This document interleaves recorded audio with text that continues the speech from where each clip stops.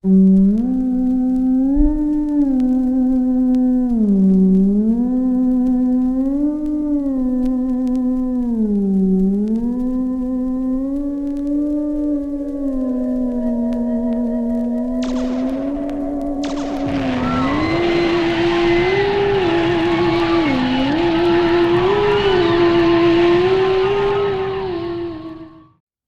everyone and welcome to B-Film Invasion. I'm Kelton, your host, and in this episode we're going to watch a low-budget regional horror film from Texas. It's The Killer Shrews from 1959. It was written by Jay Sims and directed by Ray Kellogg. It was co-produced by Gordon McClendon and Ken Curtis, and it stars James Best of Dukes of Hazzard fame. I love it! And also stars Ingrid Gode and co-producer Ken Curtis. The Killer Shrews is about freelance merchant ship Captain Thorne Sherman and his first mate Rook, who are just doing their job delivering a load of supplies to a research team on a remote island. But they wind up in the middle of a nightmare when a hurricane forces them to drop anchor for the night, only to find out that the island is overrun by giant mutant killer shrews on the verge of starvation and looking to turn all of them into their next meal. And their solution to the problem? Binge drinking and chain smoking, apparently. They really don't do much else. Despite that, though, this is actually a fun little drive-in monster movie. I think you'll like it. So now, without further ado, sit back, grab your popcorn, turn down the lights, and enjoy The Killer Shrews.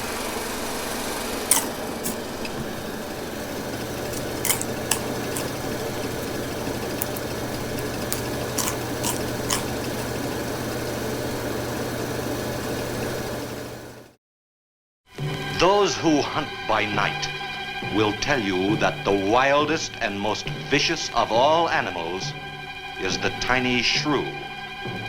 The shrew feeds only by the dark of the moon. He must eat his own body weight every few hours or starve. And the shrew devours everything: bones, flesh, marrow, everything. In March, first in Alaska, and then invading steadily southward, there were reports of a new species, the giant killer shrew.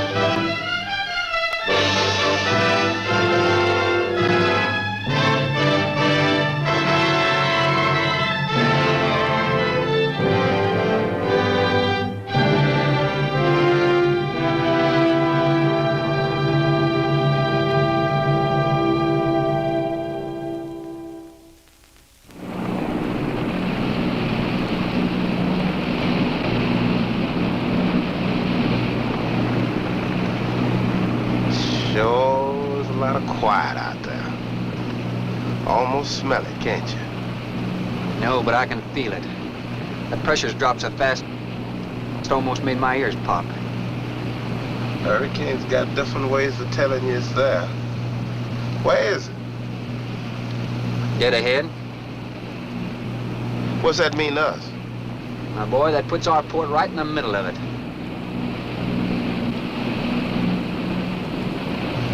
There's a cove on the lee side, though. We'll snuggle up close to the bluff and ride it out. What about the bottom? Well, the chart shows it's good holding ground. It's clay. You know something? If this thing had an automatic pilot, I wouldn't have to put up with you. Then you wouldn't have nobody to chew out. We should be there in a couple of hours. These mills of yours keep running.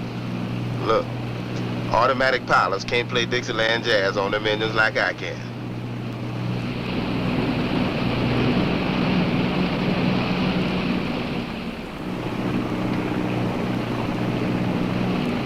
Hey, Rook.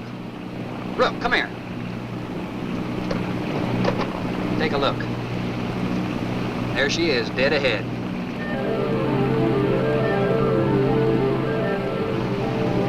Man, that sure do look good. A man named Craigus owns this island, doesn't he? That's the name on the crate, Dr. Milo Craigus. We'll unload tomorrow. I don't want this craft sitting high in that water when that blow hits. You gonna ride stern too with a lot of water under? That's right. That sea won't make up in that cove. That wind will have her whipping around like a kite. Slip forward and break out the heavy weather hook.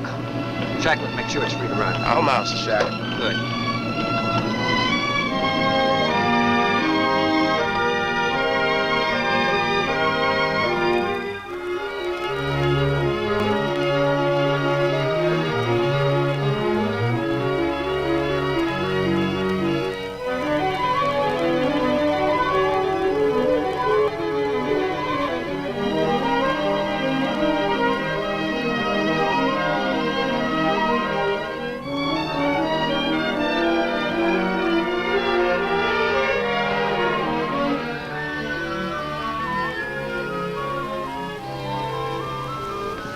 Oh, she'll ride like a duck.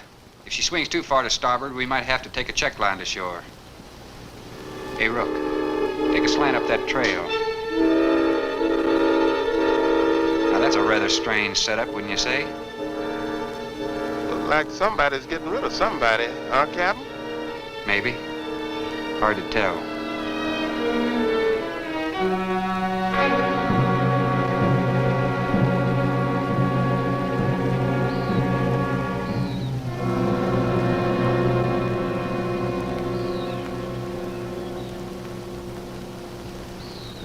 I'm Dr. Craigs. Thorne Sherman. Have your supplies aboard. That's good. Nothing wrong with Captain Ferguson, I hope. Well, I wouldn't know. I just bought his run. Oh, I see. Were you able to fill our order? Everything on the list. Here's the manifest. Missing last week's supply has run us a little short, you know. Captain, after you have unloaded, I have a passenger for you. Anne. This is my daughter, Anne Craigs. Oh, it's going to be nice having you aboard. I'm getting a little tired looking at Griswold. But we're not leaving today.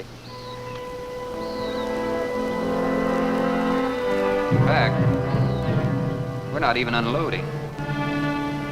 That load will cut the roll in half. You expecting an invasion? Yes, animals. Game or otherwise? Under certain conditions, it could be dangerous. Hey, Rook, you want to shake the kinks out? Limber up a little? Not me, Captain Blight. You go right ahead and stretch your legs. That ship's gonna be bucking like a bucking bronc for long. Besides, I got some work left to do.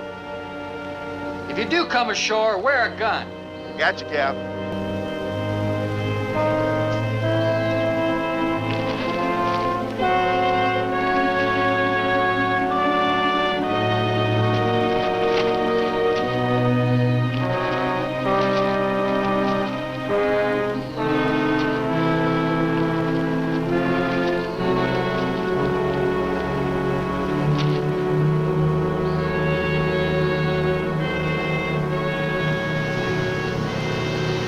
When I told you about the hurricane, you act like you didn't know anything about it. What's the matter? Your set broken down? You've been out of communication for more than a week, Captain. Can't it be fixed? It's totally out of commission. My assistants, Mr. Farrell, Jerry Farrell.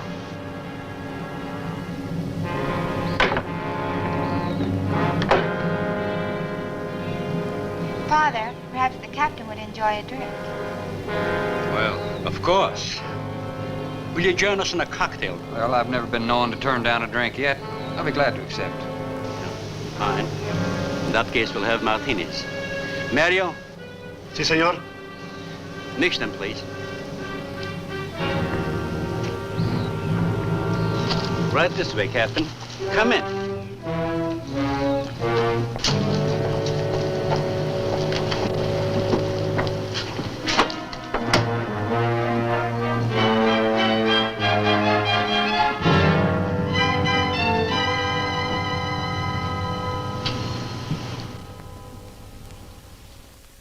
You have everything here you need? Oh, we are self-sufficient here. We have cows for fresh milk and chickens for fresh eggs. We even have saddle horses. Sort of a world all your own. That's exactly what I've tried to create. Well, to each his own. If you have to be isolated for your work, you've picked a lonely little island. Excuse me, please. I think I'll change.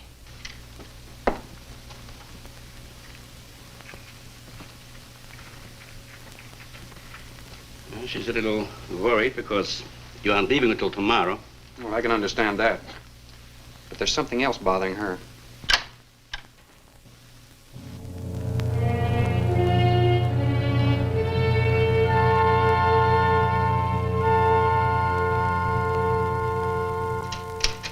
Radford? Radford? Radford, would you please step over here? I'd like you to meet someone. Just a second, Doctor. That could go on for hours. Dr. Baines. There's no need to shout, Doctor. I'm right here. I'd like you to meet Captain Thorne Sherman. This is my other assistant, Radford Baines. How do you do? 2 new litters since lunch, Doctor.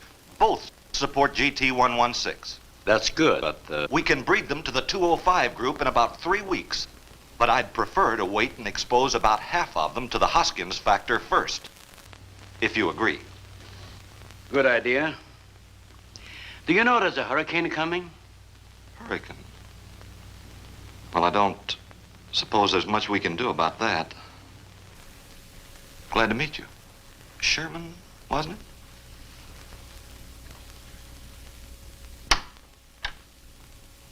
You have to excuse Radford.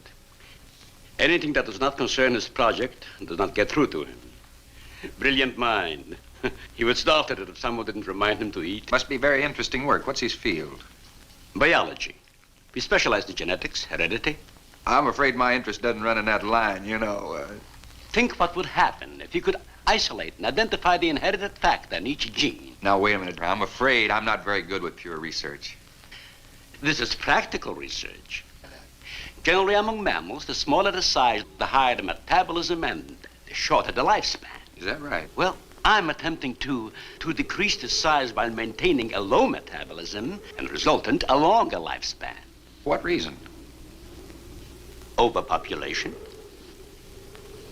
Not a problem now, but it will be in time. If we were half as big as we are now, we could live twice as long on our natural resources. Father, may I speak with you a moment? Will you please excuse us, Captain? Well, providing you drop the captain, I prefer Thorne.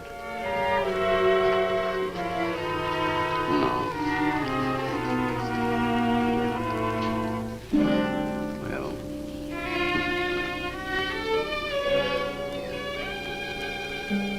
Tell me something, Doctor. Has a hurricane ever hit this island before that you know of? I wouldn't know. We have only been here 9 months, and this place has been unoccupied for years. Well, have you ever been through one? Only the fringes. Well, this one's building up very fast. Pressure drops very quickly in the center.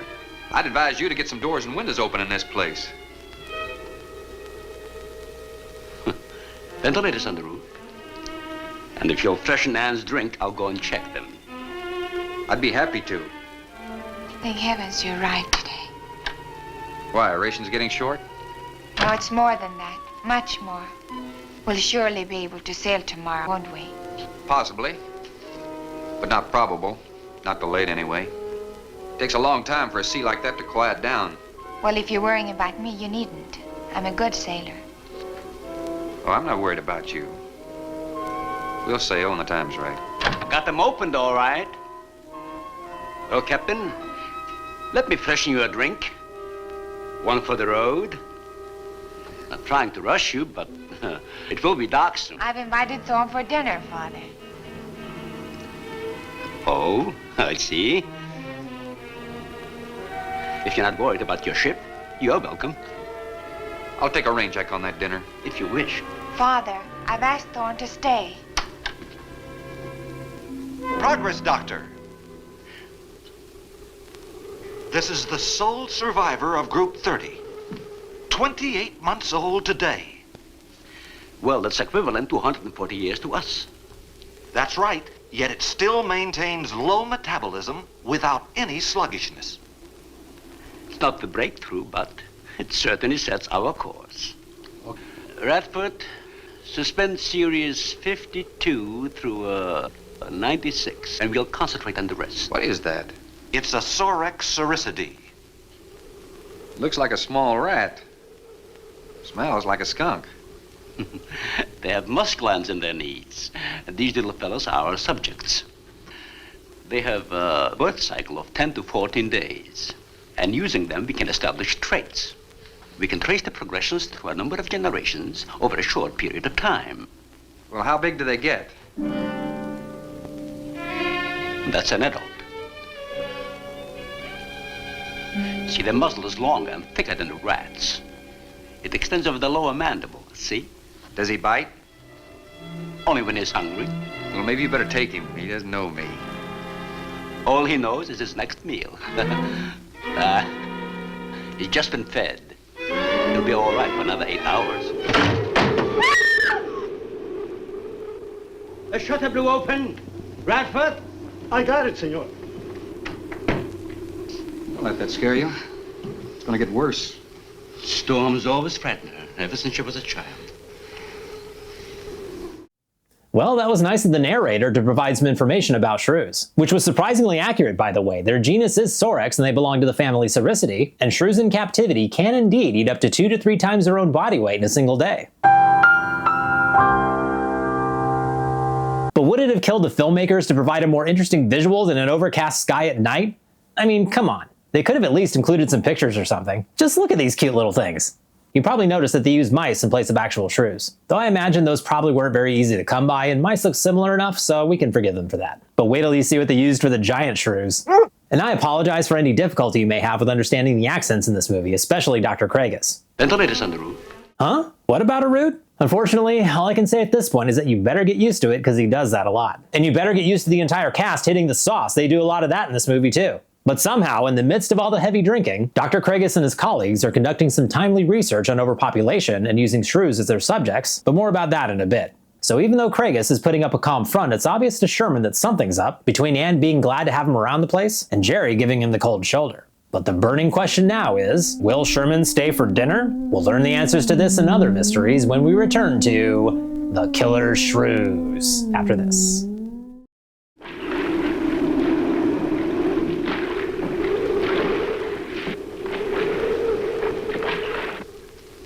They're not climbers. They are digging animals, a lot like the mole. They feed only at night unless they're starving.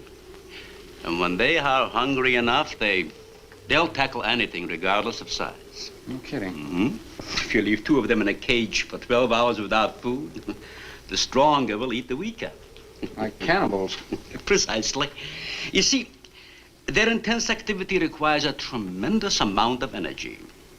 To supply it, they must eat 3 times their own weight in food every 24 hours or starve. Radford, would you please take this? Take it away. Yes. Some call them bone eaters. When the flesh is gone, they'll eat the bones from marrow. All they'll leave are teeth, horns, I could use another martini. Do you mind? Of course, my dear. I'll get you one.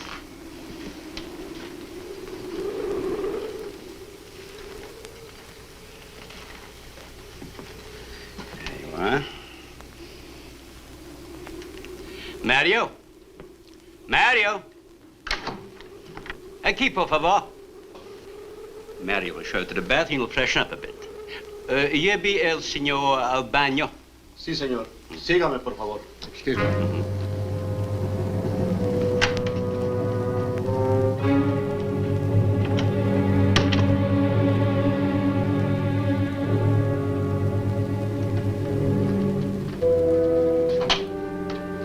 Aquí, señor.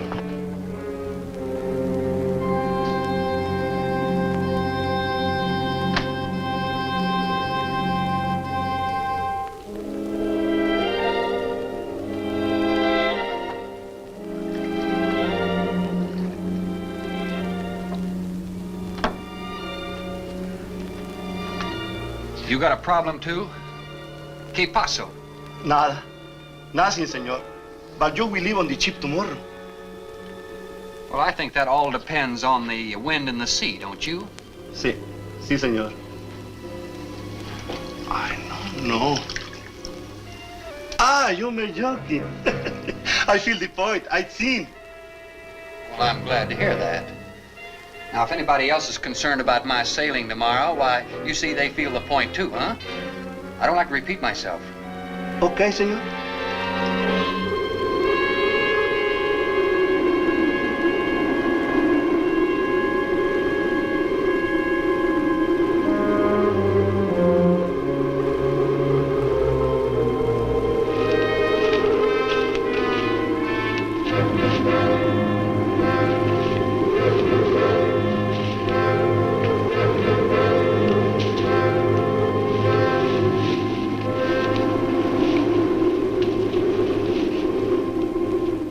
I know, but I'm not saying that you created them, Jerry.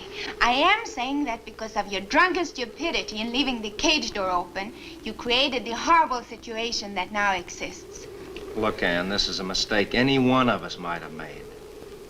And I'm getting a little sick of being called an irresponsible drunk. Now, believe me, I am.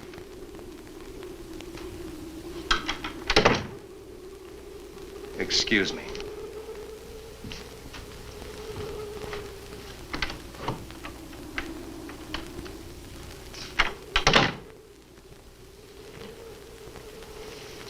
Care for a cigarette?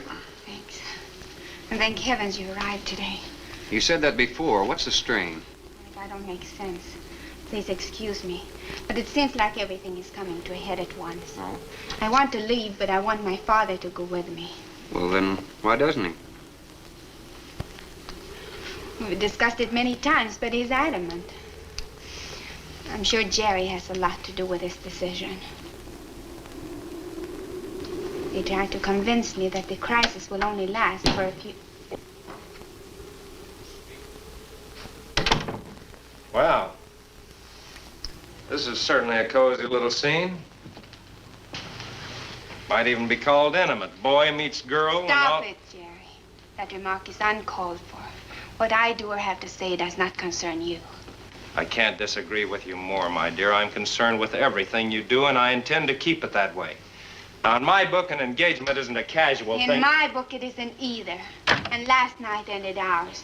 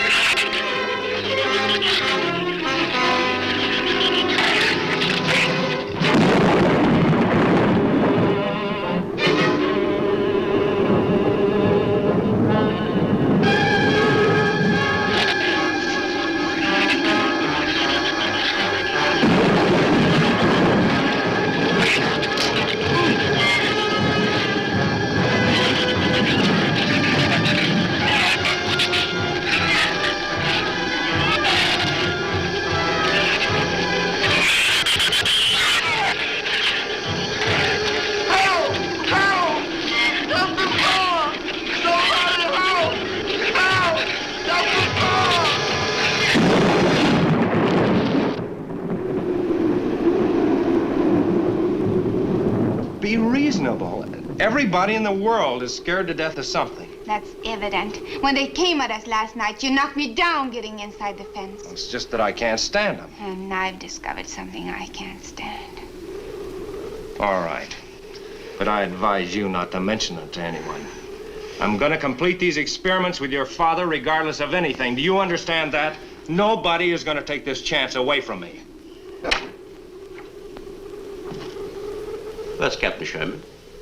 Checking the weather, I'll get him. Captain, time for dinner.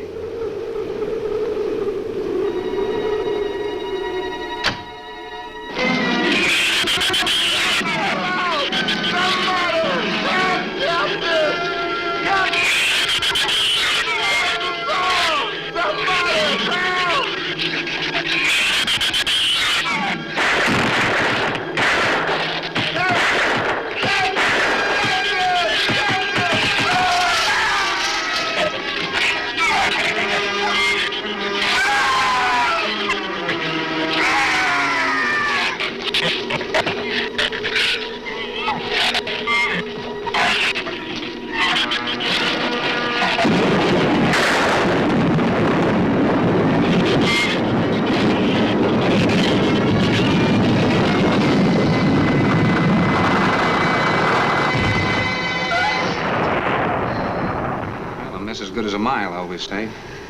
You know, if one of those trees crashes through, it might just Look, knock the honey, whole... any tree on this side of the house will fall away from it, so just relax. But I think I'd better go back aboard. I don't think I'm not grateful for your hospitality. I am. I'll see you tomorrow. Thorne, your ship is safe. Please, stay here with me. Why? You scared or lonesome? Both. I'll take a rain check on it. Thorne, you can't leave. No one opens that gate after dark. Well, who's gonna stop me? You? Well, this. No one opens that gate at night. Now, look, I don't ask questions because it's against my principles. But wouldn't you like to explain that? All right. Sit down and I will. Give me the gun. Not very becoming anyway. Do you believe in fairy tales? Well, I'm a little old for that sort of thing, but what'd you have in mind? Well, I'll tell you about one. A true fairy tale. And you're right in the middle of it. Oh? Have you ever heard of a shrew? As in taming No, of the... the animal. Radford called them Soric cericity when you showed you one. Oh, then shrew must be the common name for those cute little animals. Cute. That's the last word you can use to describe those little monsters. They're the most horrible animals on the face of the earth. As Father told you, they breed within 3 weeks after birth. Their lifespan is around 1 year. I know what your father told me, but what's that got to do with me opening that gate? There are 200 or 300 giant shrews out there. Monsters weighing between 50 and 100 pounds. 50 to 100. Wait a minute, you must be kidding. I'm definitely not kidding. That's as big as a full-grown wolf. And what's more, they are beginning to starve. No wonder you didn't want me to go out there. Thanks for saving my skin. Well, I'm sorry I had to threaten you with a gun. But I didn't know how else to stop you. Oh, it was very effective. But all you had to do was tell me about them. Well, I hoped I wouldn't have to. But you changed everything when you started to leave. And I had to stop you some way. You say there's 200 or 300 out there? Anne!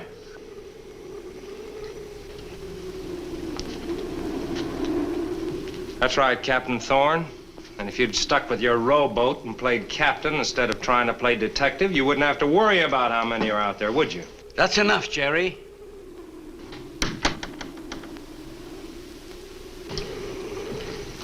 What's wrong, Anne? Well, Thorne decided to leave. To dissuade him, I started to tell him about the shoes. He might as well know the whole story as half of it.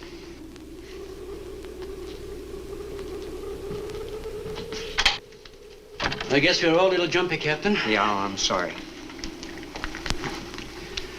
6 months ago, we managed to isolate the factor controlling size. 2 litters were born. 6 individuals we kept for study. They were about the size of buckshot at birth. But the rate of growth was abnormal. They continued to grow. They were mutants. But they inherited all the negative characteristics of their breed. Somehow they managed to escape.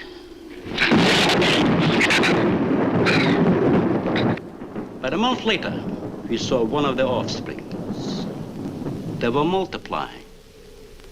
We did everything in the world to exterminate them, but no apparent luck. Then we haven't seen any. Since daylight neither blinds them and they forage only at night, when they're starving. But the fact that 2 of them charged Anne and Jerry at the gate last evening indicates that the available food on the island is nearing depletion. Then what, Doctor? They will exterminate each other. It'll take a couple days. What do we do during that time? Stay indoors and wait until it's over. Oh, just some wires blew down on the transformer. I'm sorry. I'll get some lamps. First off, someone do me a huge favor and leave a comment if you know what the Mario is saying here. Ah, yo me joking. Please and thank you. So, poor Rook, unaware of the danger on the island, comes ashore after dark and is the first one to die. Way to perpetuate stereotypes, movie. He's the most likable character so far, too. He really got the shit end of the stick. God, that would be a horrible way to die, wouldn't it? Ugh. And Dr. Craigus seems a little too giddy describing in graphic detail how shrews feed, too. It's creepy. No wonder Anna's on edge. Well, that and her ex-fiancé Jerry being an absolute knocking her down to get away from the shrews? What an asshole. Apparently, this whole situation is his fault, too. Look, Ann, this is a mistake any one of us might have made. Well, okay, in all fairness, he is right about that, seeing as how none of them seem to be capable of putting the bottle down for a second. Now, I'm no scientist, but getting plastered doesn't seem like the smartest thing to do if you're worried about giant killer shrews getting into your house and ripping you to shreds. And speaking of the shrews, did you happen to get a good look at them when they went after Rook? No? Well, don't worry, we'll be seeing the little we'll be seeing the shrews again soon. Quiet! The killer shrews aside, the tension between Jerry and Sherman is building, mainly because of Jerry being such a jealous, possessive piece of shit. You can't blame Ann for being so eager to leave. She probably just wants to get the hell away from him more than the shrews. But if you think Jerry's bad now, wait until he's knocked back a few more. Let's see if these irresponsible drunks can get the lights back on when we return to the Killer Shrews. Mario! Mario! Si, senor. There's a lantern in the pantry. Light it and bring it in here. Bradford, light all the candles you can find. All right, I will. Where's the generator? Outside. Can't get at it at night. Here, let me help you. The lantern will give you all the light you need. I will join you shortly, Jerry.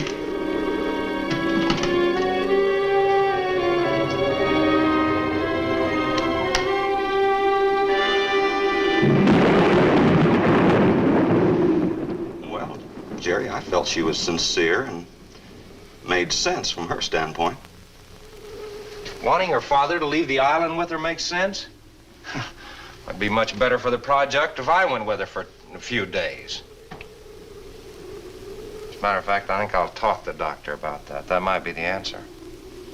And another thing, I don't take much to this Thorne Sherman. He looks to me like the type that'd try anything. That left-handed dinner invitation. That was just to keep me here till after dark, wasn't it?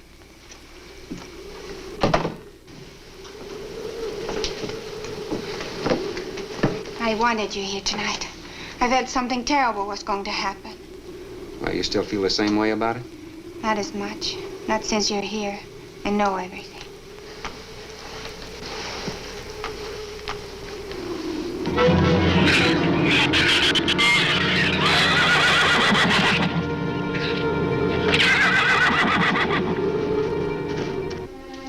I love an open fire, don't you? Mm-hmm. The wind has a lonesome sound, doesn't it? Sure does. Like in Sweden, we don't have a wind this strong. You're a strange man, Thorne. I never met anyone like you. Oh? You seem so disinterested in everything. Aren't you the least bit curious? Don't you wonder about the unusual things around here? The guns, the fence, the shuttered windows, my accent, anything? I'll tell you something. I'm only interested in anything that concerns me, then I do something about it. You're gonna sail with me tomorrow, whether your father intends to or not.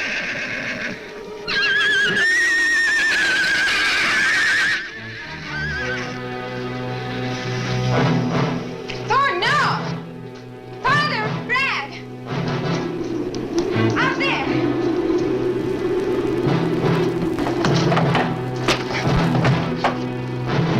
I don't think he was going out, Jerry. I couldn't take a chance. He's fool enough to. Don't be stupid. I had no intentions of going out there, opening that gate. Now somebody needed it. Did you hear it, Doctor? Sounded like a human voice. I was thinking of Rook. It was the livestock. The shrews got into the barn.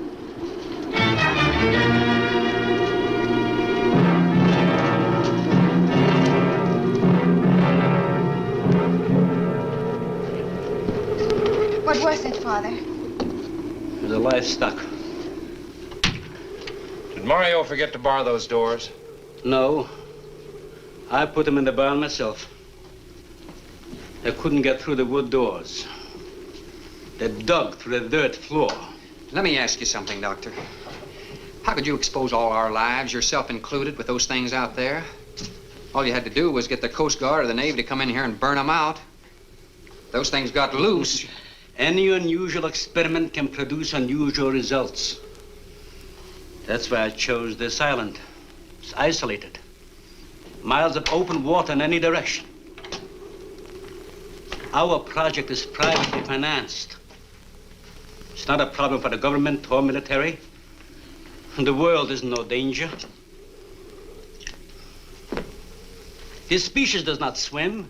And as far as the shrews are concerned, this island is their world. Very soon, right here on this island, is going to be a miniature reproduction of an overpopulated world. And you'll see the importance of what we're working to avoid. I'm not concerned about all this theory. What I'm concerned about is our lives. There'll be ample time to panic when they run out of food and go on a 24-hour forage. How do you know they haven't already? That's possible. Their main diet has been the small animals on the island. That source could have been depleted 18 or 20 hours ago. And that's why they went after the livestock. There's still some food on this island before they reach the crisis. Where? No worry about them digging in here. The floors are tile. But the walls aren't, Doctor. They're adobe. Our safest bet would be on that boat. You may be right. You can reach your boat in daylight. The shrews will gorge themselves on livestock.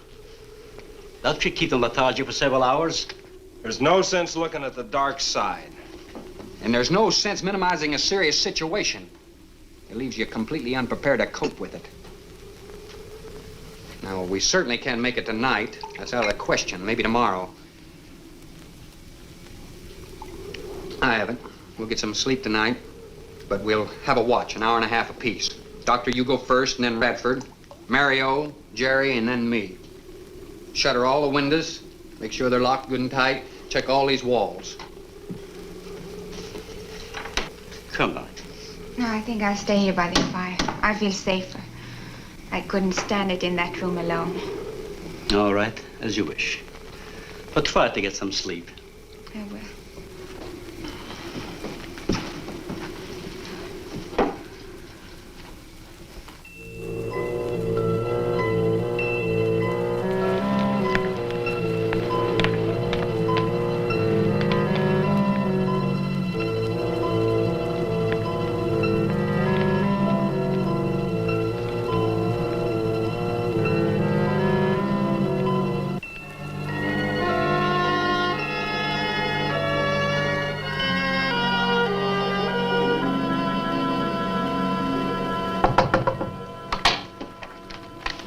Senor Farrell, here is Mario.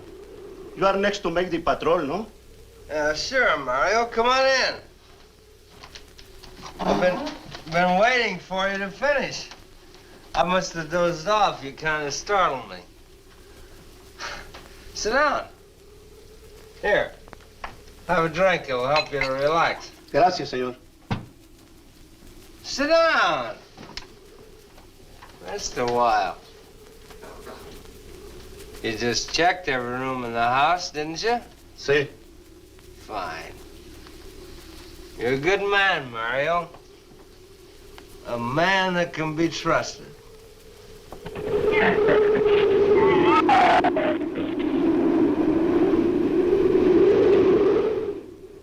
You know what I've been thinking about, Mario? Anne and that captain. You and me. Imagine an intelligent girl like her going for a common sea tramp like him. I know why. You do too. In case anything goes wrong, she's looking out for her own hide. That's why I keep thinking about you and me. Anything goes wrong, we're gonna outlast them all.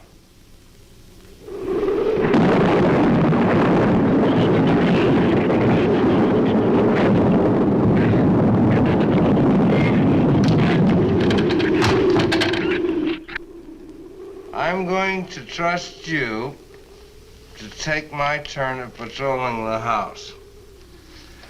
But when you finish, don't wake the captain. Come back here and get me.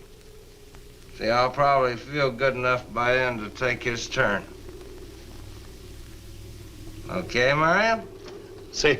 Okay.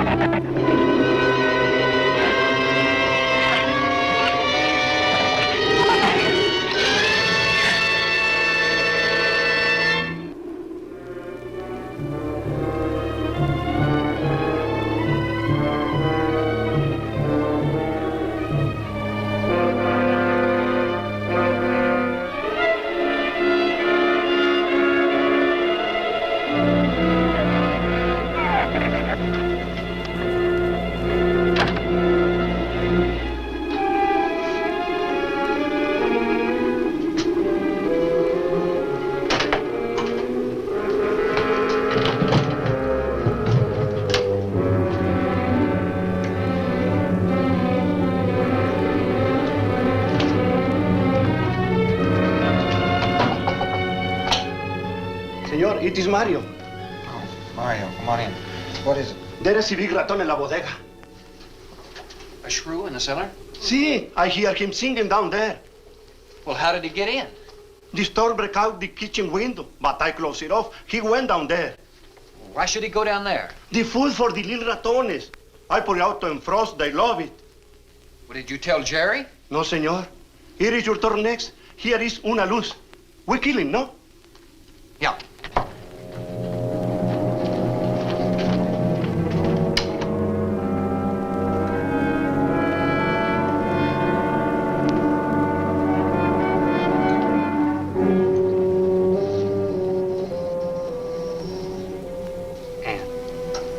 Ann, wake up. A shrew got in. It's all right. He's down in the cellar. Now, we're going down after him. But I don't want you to let anybody open that door till I tell you to. You understand? Good girl.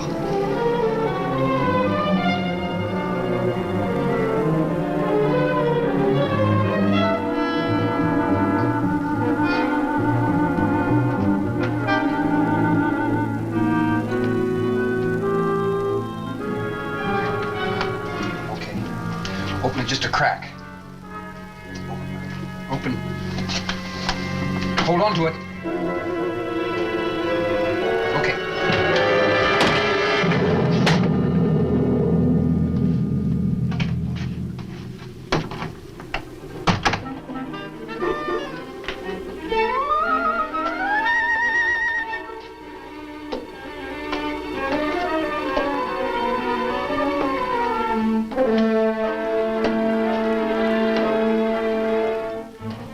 You take that side.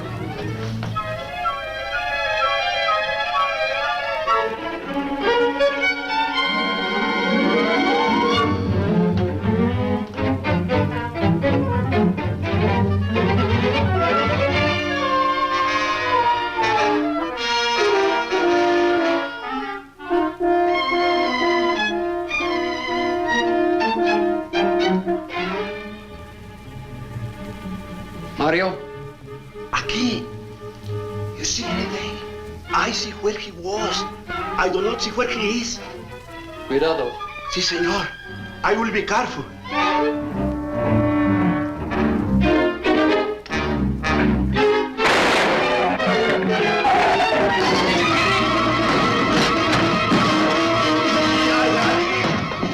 And he also can be seen.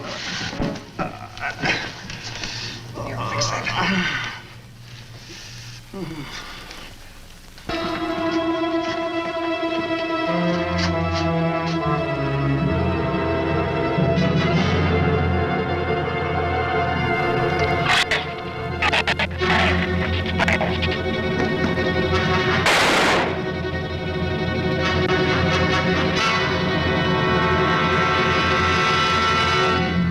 You all right down there?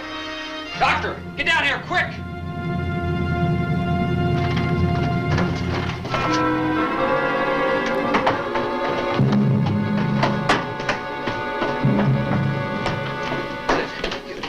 Come, Mario.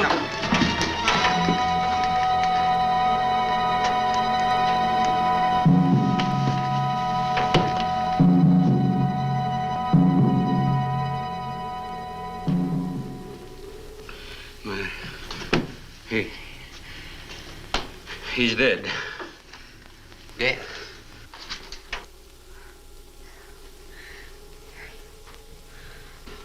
I got this on him right away. He couldn't have bled to death.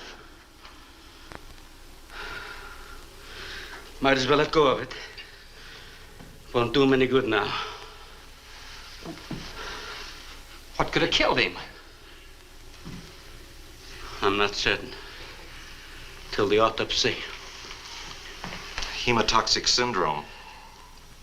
I'm afraid so. We'll know after pathology. Doctor, that's not the same animal you showed me. That's a monster. As I said, they are mutants. In controlling the size factor, we seem to have crossed some of the other characteristics. Well, you certainly did a good job of it.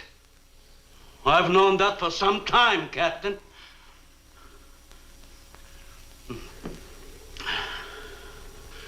Would you please give me a hand with Mario? Bradford, bring up the animal.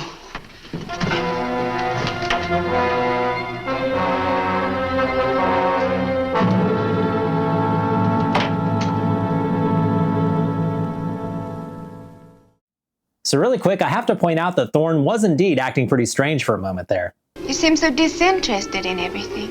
No matter what your persuasion is, that's Ingrid Gode, man. Miss Sweden of 1956. But anyway, hear that phone ringing? Because I called it about Jerry. That bloody lip looked awfully realistic after he punched Thorne in the face. And of course, Sherman immediately gets another drink after that. That would burn like hell though, wouldn't it? I guess you wouldn't even feel it if you get wasted enough. Oh, and did you catch how Jerry straight up stole Sherman's drink? Ass.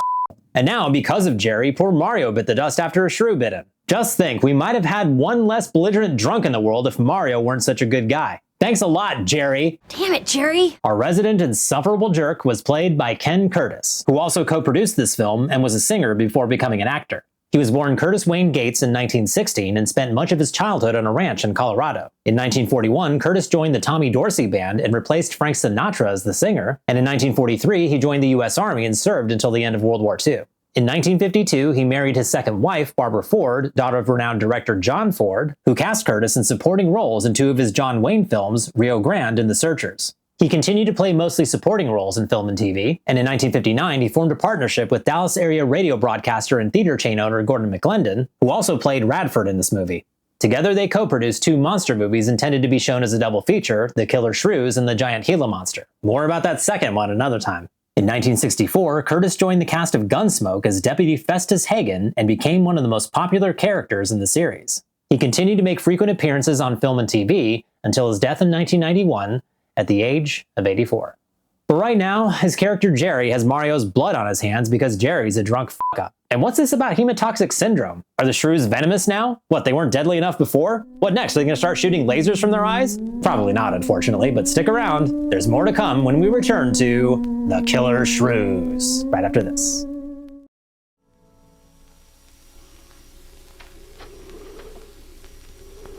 Extremely high poison content in the shrew's saliva. Now compare it with this. Careful count isn't necessary. Any indication of the same poison in Mario's blood will give you the answer. Yes, you're right. Look, Ann. Brooding about it's not going to do any good. Now, why don't you try to think of something else? Tell me, what do you do around here? Are you a scientist? I'm a zoologist. Oh, that's the study of animal life, isn't it?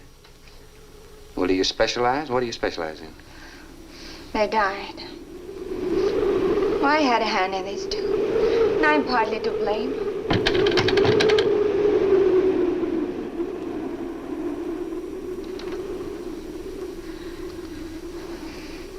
But this ends it. If we ever get off this island, I'll never have anything to do with it again. What will you do? Live normally, like normal women do. May see it seem a little Dull after the life I've been living. I'd rather dull and alive than excited and... I'll take a dull, alive woman every time.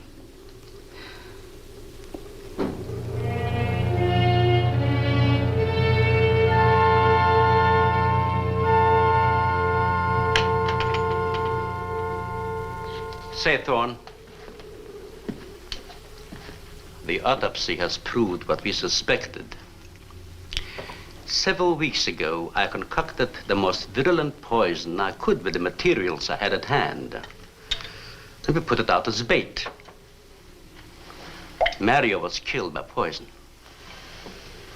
Doctor, I wonder if you thought the system of the Sorex enabled them to assimilate that poison. It remained in the salivary glands of their jaws. Isn't that wonderful? Well, I am sorry. Of course, I always speak from the clinical point of view. Well, don't you have something to counteract that poison? Once Mario was bitten, I'm afraid there's nothing anyone could have done. This indicates that we cannot afford to get even so much as a scratch from these animals. They are more poisonous than snakes. What, do you think they're all affected? The best way to find out is let them all bite you and see which bite you die after. We might just all get that chance, Jerry. You included. Doctor, I've closed all the doors in the house. I suggest we do the same thing with this hall and this lab. It'll cut down the chances of getting in the front of the house. I think if we keep a close watch on those walls and windows in there, we might make it till daybreak. The walls are 2 feet thick. Do you think they have a chance to dig in? Of course there's a chance. Anywhere that plaster's off, that adobe's as soft as mush where that rain hit it.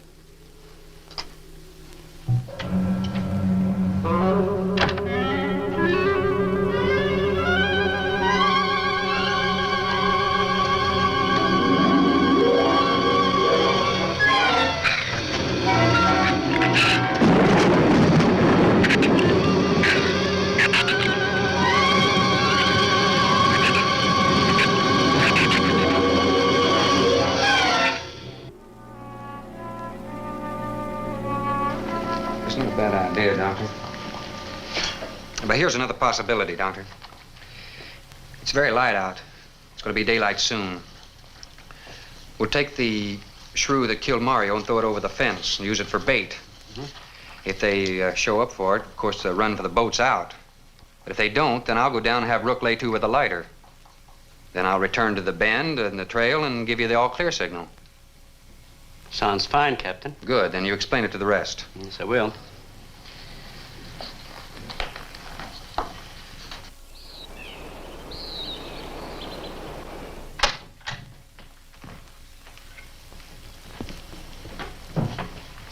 Well, the bait's been out for 20 minutes. Nothing's touched it.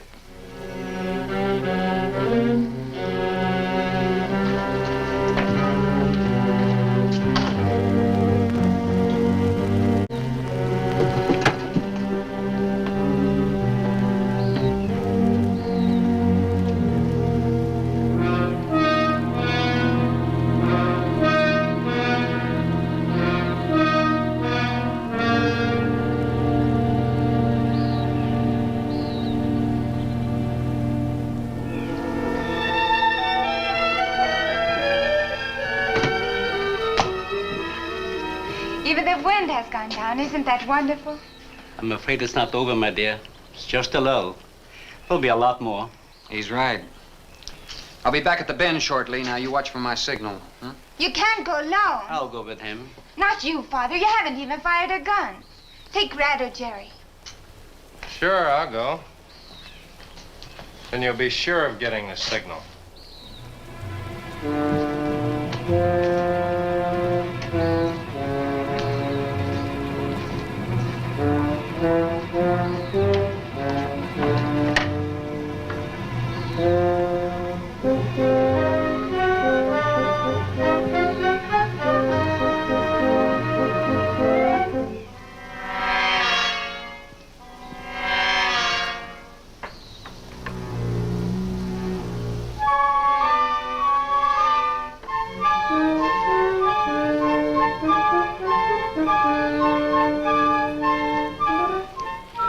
Don't shoot that gun unless you have to. We've only got 20 rounds altogether.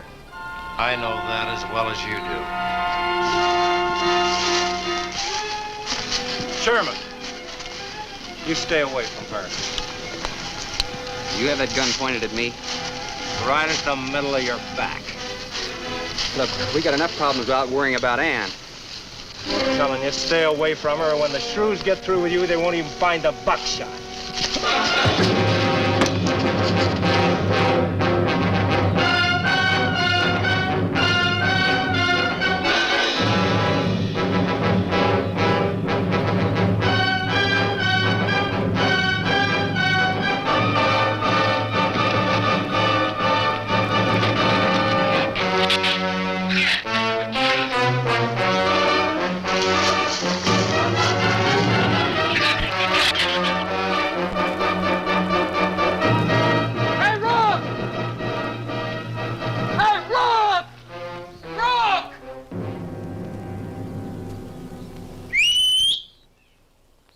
Where's the skiff? I'll follow that check line. I gotta find him. Since last night, you won't find much of him. Would you shut up? I'm not going back. You're what? I'm staying here. All right. You suit yourself, but if I were you, I'd swim out to that boat. Can't swim. Then stay here. Wait a minute. You gotta give me a gun. Give you a gun? Sherman, wait!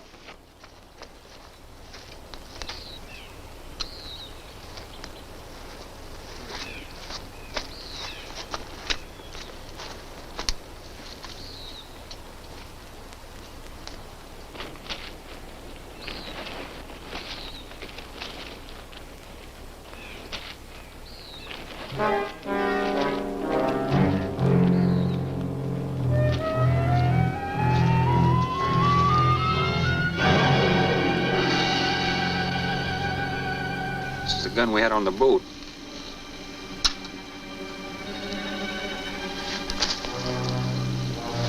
They don't leave much, do they? Sherman, we gotta make a deal for a... What is it? Shh. They've been trailing us on both sides. Where? I didn't see anything. Look, Sherman, you gotta give me a gun. All right. Whatever you do, don't you run. And you stay in front of me, because I don't trust you.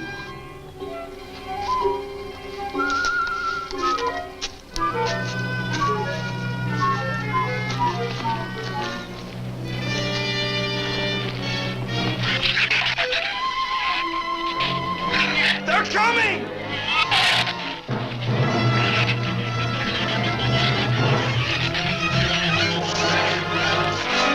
Open the gate! Open it! Open the gate! Open the gate!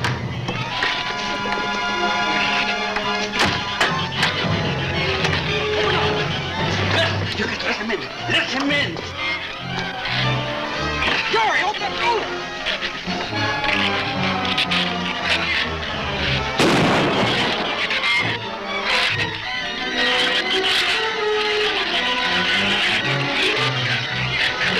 You let him in. Jerry. The shrews were out there. I couldn't take a chance.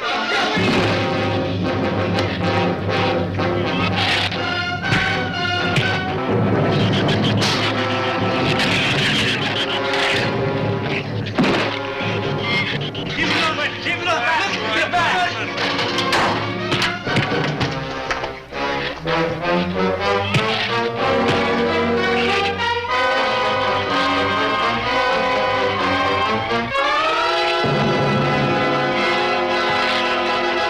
For heaven's sakes, Doctor, stop them!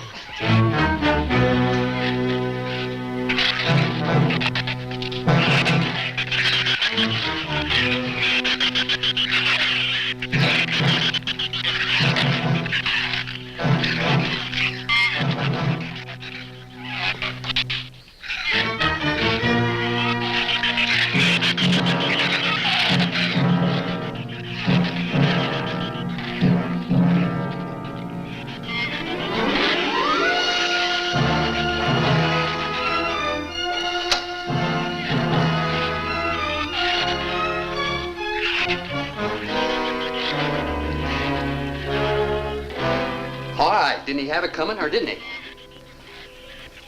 What happened out there? Oh, nothing much. Jerry just tried to kill me twice in the last 5 minutes. Rook came ashore last night. He's dead.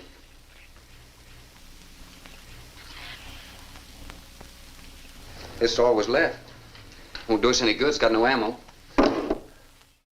By now, you've probably noticed that the shrews were actually dogs, coonhounds to be exact, and that puppets were used for close-up shots. Those puppets actually look pretty decent, though. The shots of their eyes looking through holes in the fence are especially creepy. And using coonhounds for the long shots makes sense, especially with their long, thin tails, but holy shit, do they look ridiculous. Ken Curtis once said that he had to force himself not to laugh while they filmed the scenes where the shrews attack, because they were quote-unquote basically just dogs covered in shag carpet. But certainly Jerry's behavior was no laughing matter. He flat out tried to murder Thorne, laboring under the delusion that Ann's gonna take him back. And sure, Thorne almost tossed him to the shrews after that because he did have it coming. He's an asshole. But of course, Sherman can't do that because he's our good guy.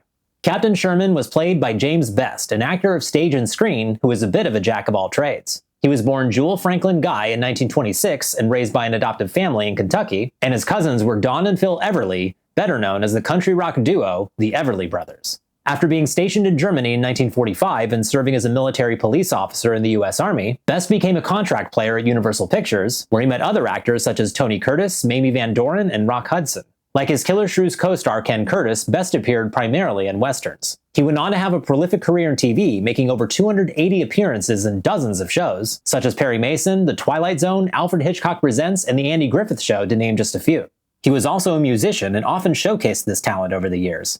In 1979, he was cast as the comically inept Sheriff Roscoe P. Coltrane in the hit TV show The Dukes of Hazzard. I'm Duke, boys. I got him this time. I got him this time. Ain't no way they're going to get by this rock block. I love it. I love it. That laugh still cracks me up to this day. For many years, Best ran an acting school in Los Angeles, and some of his students were Lindsay Wagner, Regis Philbin, and Quentin Tarantino.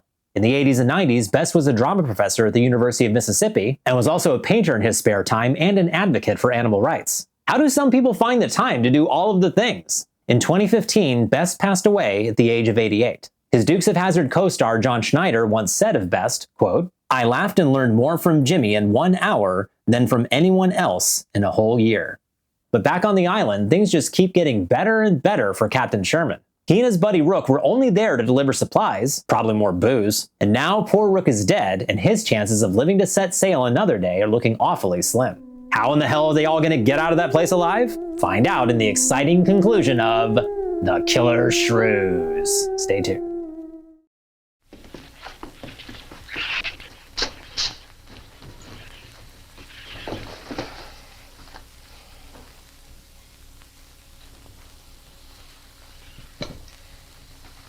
I'm deeply sorry, Captain. I wish I'd followed your orders. Look, Doctor, you casually mentioned animals. You didn't explain to us what we were facing out there. You have every right to feel the way you do. My mistake was only mine. It was one of judgment. I didn't know about the hurricane. I didn't anticipate the effect it would have on the shrews. I thought the house would be safe through the crisis. How could you expose your own daughter? How could you expose Anne to that?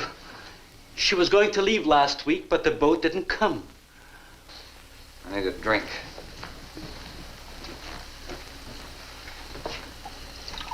Anybody else care for one? I could use some coffee. I'll make some. Thank you, madam. Creamy sugar? Oh, my leg!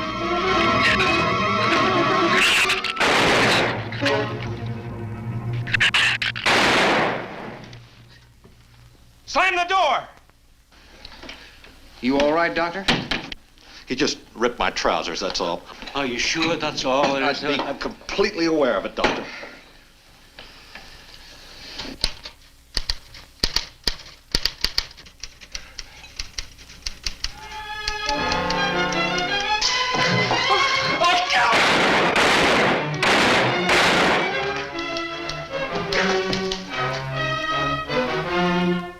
That was a stupid waste of ammunition. Every one of them a clean mess. There's still 4 of them in there. How did they get in? Through that kitchen window. That rope must be rotten. It got him! Bradford!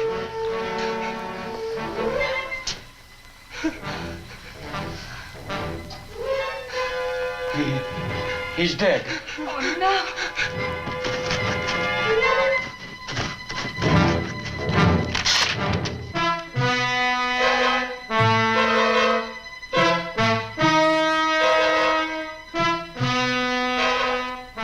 He recorded every symptom and reaction, right up to the moment of his death. Jerry, tear down one of those drapes and cover him up. Sure. Craigus will cover Ann, and I'll cover him. You'll cover me, but who'll cover you? Shut up! We can get on the man old sway from the shed. Shut up! Now you stop sniveling and think! It'll take a tank to get us out of here.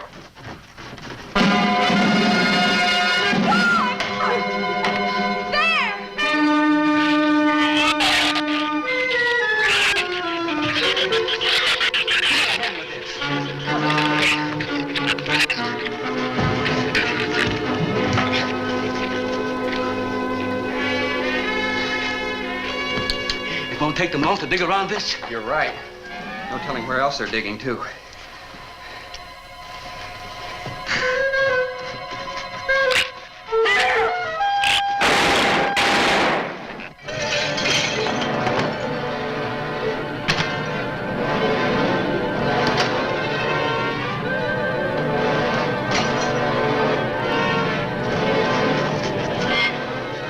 Come on, patio.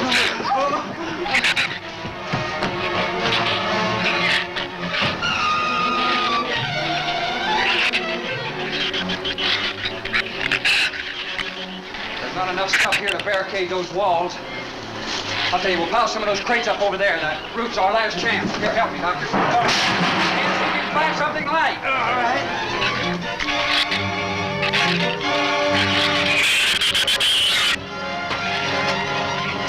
Here, help me with that, Doctor. Jerry, see if you can find some more.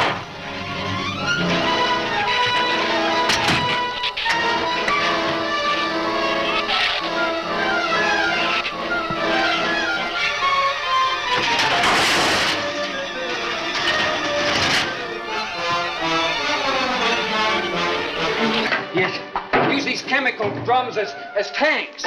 Individual tanks. Here, I'll show you. All right. Stand down here. Yep. Let it down now. All right. Slow. All right. You all right? Yeah. Doctor, it'll work. It'll work. But these drums are too tall for the base. If the shoes don't push us over, the wind will. Not if we lash them together. All right. Hey, are there any more around here? Only that one over there.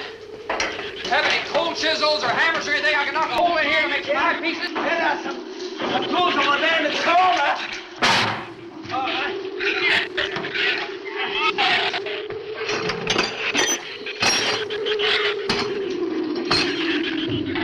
Hey, here's another one. Hey, get that out there. We'll work on it. Hey, this is even better.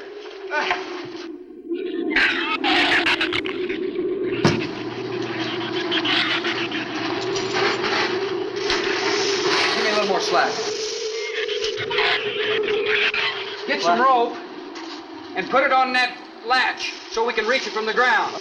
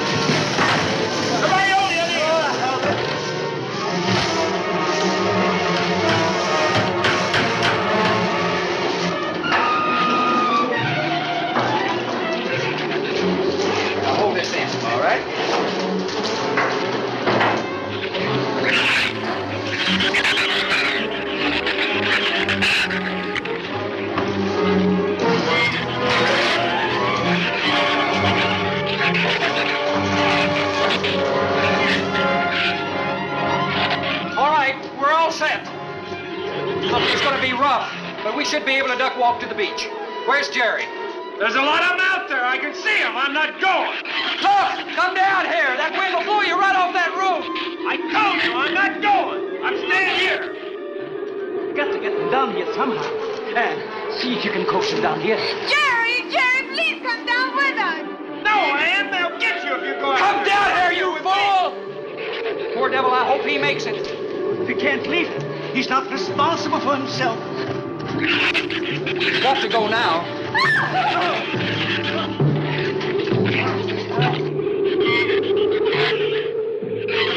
All right, Doctor. All right.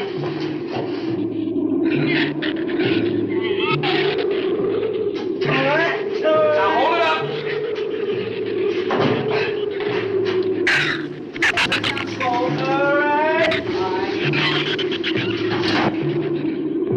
Everybody ready? I'm going to open that gate. You're ready? Ready. Okay, here they come.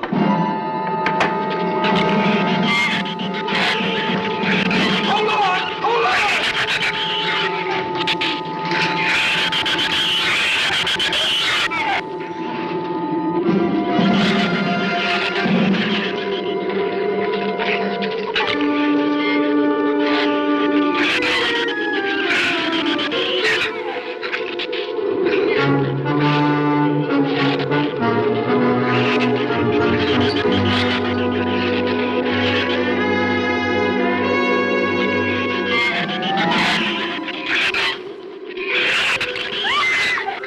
Man, what's the matter? Your side's dragging. You want to rest? You tired? Mira, go faint. La blonda se acanetecera. What'd you say? She says she's all right. She's keeping her eyes closed. All right, keep your eyes closed. They can't get at you through the slit.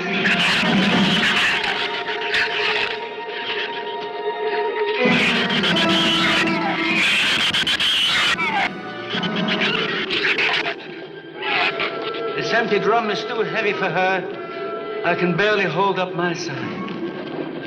I'll be all right in a minute.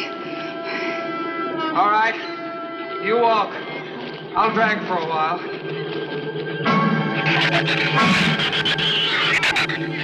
Listen, don't let their head get under.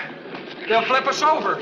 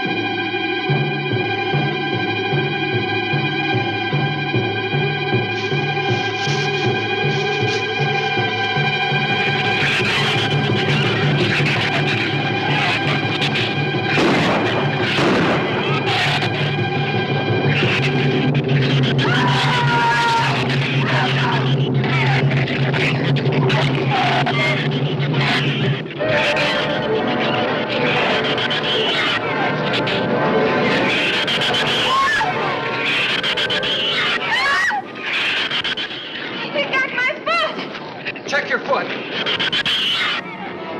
my foot is free, but he got my boot. Is there a scratch? No, not a mark.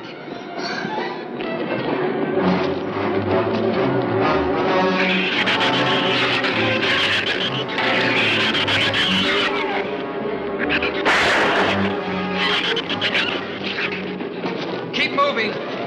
Let's go! Let's go!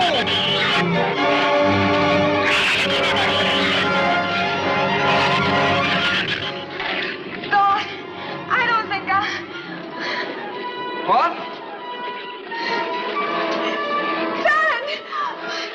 Wait, son! Son, we're close! We'll hit the water soon.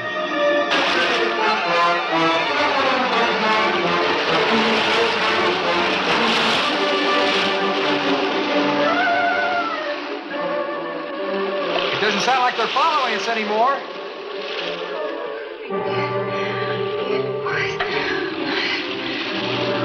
work deeper.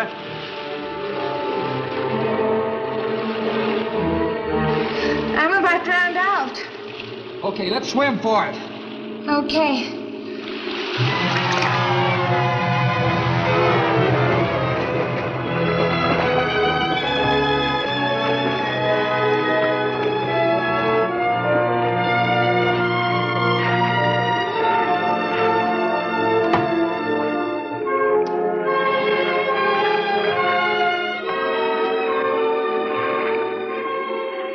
We are nästan långt bort, husen. We are safe, aren't we? I mean the storm. Oh, sure. She rode out the first half all right, and that's always the roughest. Anyway, riding an anchor, I'll get a chance to learn a little more about that Swedish accent. In 24 hours, there'll be one shrew left on the island, and he'll be dead of starvation. An excellent example of overpopulation. Well, you know something, Doctor? What's that? I'm not going to worry about overpopulation just yet.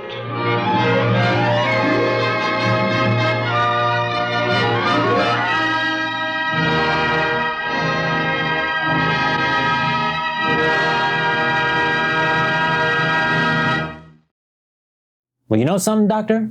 I'm not going to worry about overpopulation just yet. Sorry, children. And so ends The Killer Shrews. Plot convenience and Sherman's quick thinking saved the day. It really was serendipitous that they just happened to find an acetylene torch and those chemical drums just sitting out there waiting to be used for that very purpose. Also, I'd like to take this opportunity to note Radford's unwavering dedication to his research.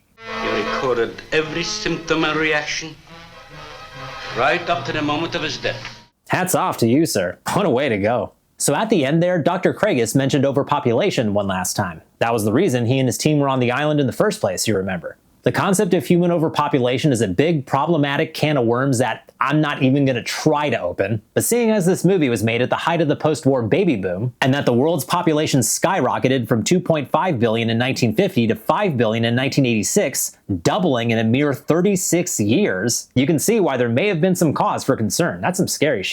The Killer Shrews was filmed outside of Dallas, Texas, and released on July 15, 1959. Despite mixed reviews, it was a commercial success. Unlike other regional horror films such as Manos the Hands of Fate or The Mutilator, The Killer Shrews was distributed nationwide and even internationally, which contributed to its success. Co-producer Gordon McLendon, who provided its entire budget of $123,000, said in an interview in the LA Times that he made back 5 times his original investment in profits. In 2012, a belated sequel and self-parody, Return of the Killer Shrews, was released, and James Best reprised his role as Thorne Sherman, who returns to the island with a reality TV crew. There they find Jerry somehow still alive with a new horde of killer shrews, this time rendered in terrible CGI that's kinda halfway between Sharknado and Birdemic. So if you really want more killer shrews, check out the trailer. I'll put a link in the description.